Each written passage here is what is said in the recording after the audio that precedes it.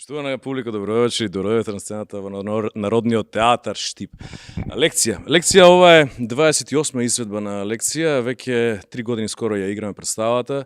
Имаше и доста патување на околу 7 фестивала и надвор гостување од својата матична сцена. И некако представата каде и да оди се вклопува како таму да е правена, тоа се коментарите на публиката. Но оваа сцена, ликот кој што сега јас го толкувам е ликот на професорот. Вам, кој што следите театар, ви е многу позната представата и текстот лекција од ЮНЕСКО, кој што е напишан во тој апсурден период после Втората светска војна, каде што се случуваат многу апсурдни случувања, а и еви сега се случуваат, што сега не гледаме во Америка со тие фајловите кои што ги објавуваат и какви се небрутални, одвратни, монструозни ситуации се случуваат од убиства, од силувања, од педофилија, да не можеме ни да ги изговораме ситуациите кои што ги има во тие фајлови.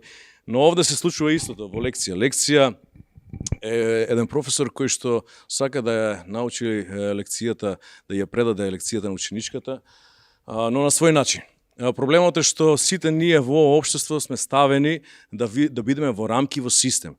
Доколку не се вклопиш во тој систем и доколку сакаш да бидеш и имаш можност да бидеш поединец, единка, да размислува индивидуално, да размислува со своја мисла и со своја глава, тогаш нема никогаш да успееш во системот. Ќе доживееш еден куп неправди, а на крај убиство. Тоа се случува овде. Тој сака да ја предаде лекцијата, затоа што таа е гениална, но не се вклопува во неговиот систем. И на крај со сила буквално во уста ја става лекцијата и ја гуши и таа умира, но тоа проблемот е што таа не е првата, нема да биде ни последната, таа е 40-та и представата завршува во луп, доаѓа нова ученичка која што повторно ја чека истата судбина.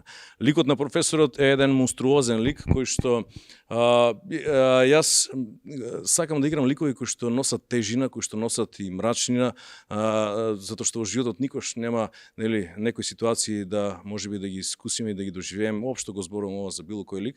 Но овде имаме можност да протребе длабоко во психата и да видиме што е тоа што го тера тој да биде таков како што е.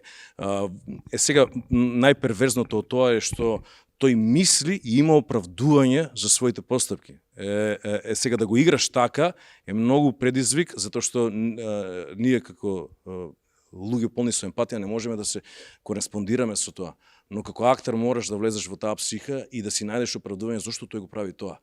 Тој е предизвик, тој е голем предизвик, тоа е една од моите мотивации да го играм овој лик, за да ја представиме реалната ситуација, за да може, ако можеме, светот нема да го смениме, да одбегнеме некои животни ситуации, да одбегнеме некои масакри, војни убиства, катарзи, што и да се случува лошо во светот.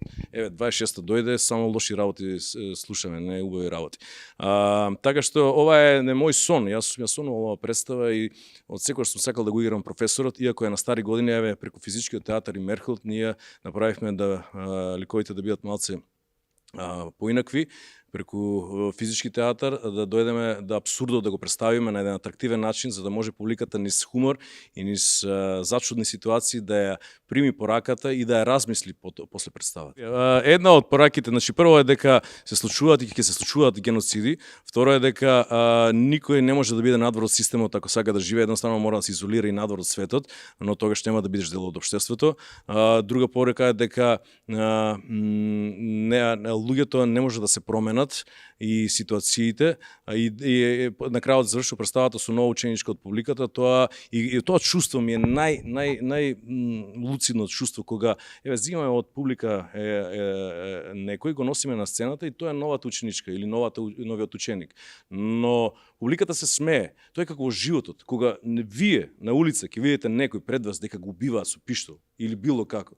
Никој ретко, скоро никој од вас нема да се вмеша во ситуацијата и да се обиде да го спаси човекот. Само ќе го заобиколат. Тоа се случува и овде. И тоа луѓето е тоа патетично смење како се смееме, ова секако е театар, но една од пораките е тоа дека никој од нас не сака да помогне. Ретко кој сака да пружи рака и да проба да ги смени работите.